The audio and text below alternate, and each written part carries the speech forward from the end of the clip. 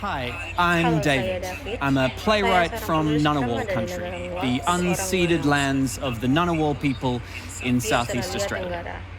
I come from a family of climate scientists, and in 2014 I wrote a play entitled Kill Climate Deniers. The play follows the story of a group of eco-terrorists who take over Australia's Parliament House during a Fleetwood Mac concert and hold the entire government hostage, demanding an instant end to climate change. So the story is ridiculous, but I wanted the play to start a conversation about what happens when the unstoppable force of climate change meets the immovable object of politics. Okay, so obviously the title, Kill Climate Deniers, is provocative, but just to be clear, when I wrote it, I wasn't targeting anyone real. Now, thanks to the work of journalists and scientists like Naomi Oreskes, we know how climate denial began. Oil and gas companies recognized the issue of greenhouse gas emissions back in the 1950s and 60s. They set out to cast doubt on the science.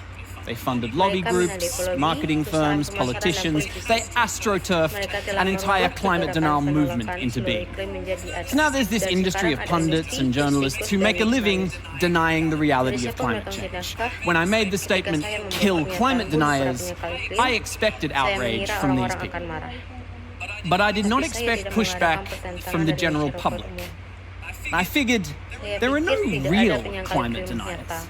If there are regular, normal people who don't believe in climate science, they can't be that passionate. So I was very wrong. Now, to begin with, the play received exactly the attention I expected from exactly the people I expected. When the first production was announced in 2014, a conservative politician in my hometown of Canberra called for the play to be shut down. There were angry articles in the Murdoch press, Breitbart, InfoWars, all the usual suspects in the right-wing media machine. Some of these pundits accused the play of being an incitement to terrorism, and they referred me to the police. Their argument was that people would see the show and be inspired to take an entire government hostage to end climate change. Now, the theatre company didn't have money for lawyers or a crisis communications team, so out of concern for the actors' safety, the production was cancelled. But I didn't like backing down. It didn't feel good. I felt as if giving up on the project was like agreeing with the people attacking it. And I did not agree. The play was not an incitement to terrorism. But no theatre company was willing to take the risk of being referred to the police. I couldn't get it up as a show. So instead, my musician friend Ruben Ingle turned it into an album. Ruben sampled dialogue from the play and wove it into a series of original electronic tracks. We toured that record around Australia. We couldn't get into theatres, so we went to nightclubs. We held dance parties. Then we launched an unauthorised, covert walking tour of Parliament House. People downloaded a special version of the album on headphones and listened to the music and the story while walking around the real-life setting of Australia's halls of power. Like so.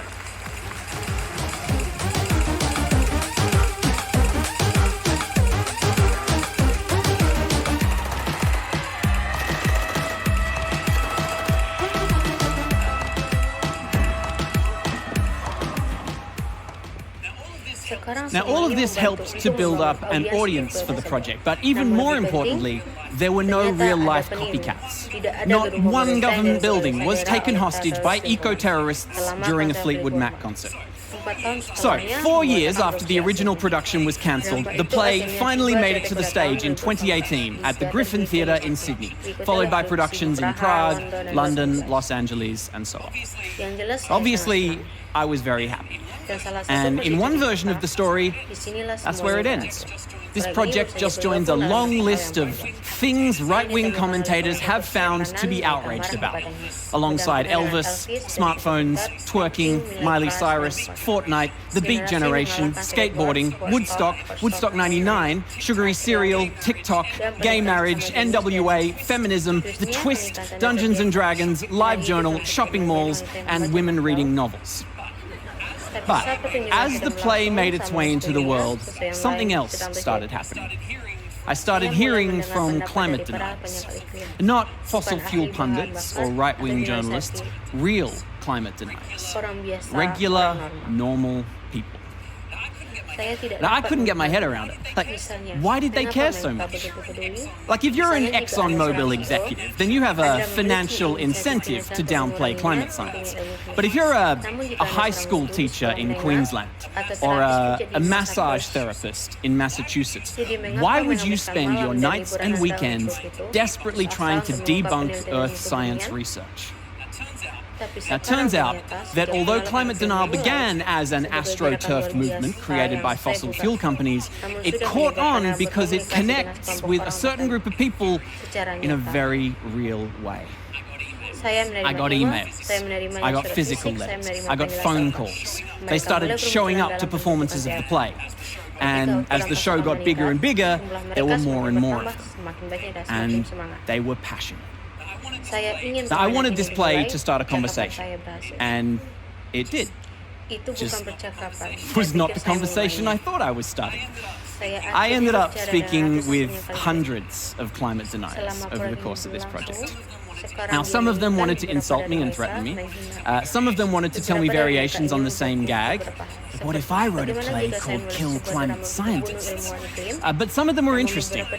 These deniers wanted to explain to me why climate science was wrong. They had a whole worldview. They said, the reality is, David, that climate change is a made-up excuse for a huge program of top-down intervention. What climate activists really want is to stifle our freedoms.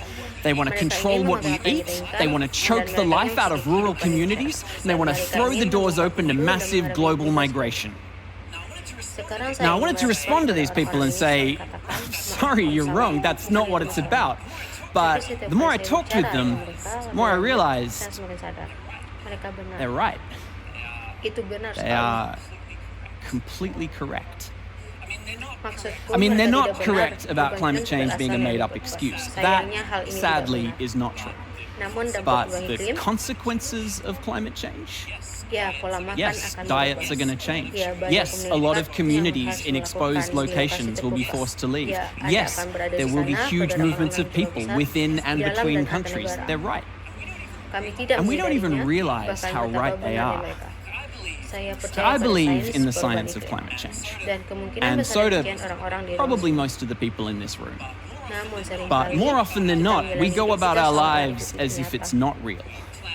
We plan our careers, we build houses, we educate our children as if the future will look like the past. But the world we're educating them for no longer exists. At 1 degree warming, we are already on a planet unlike anywhere humans have ever lived in the past, and our systems are starting to buckle under the strain.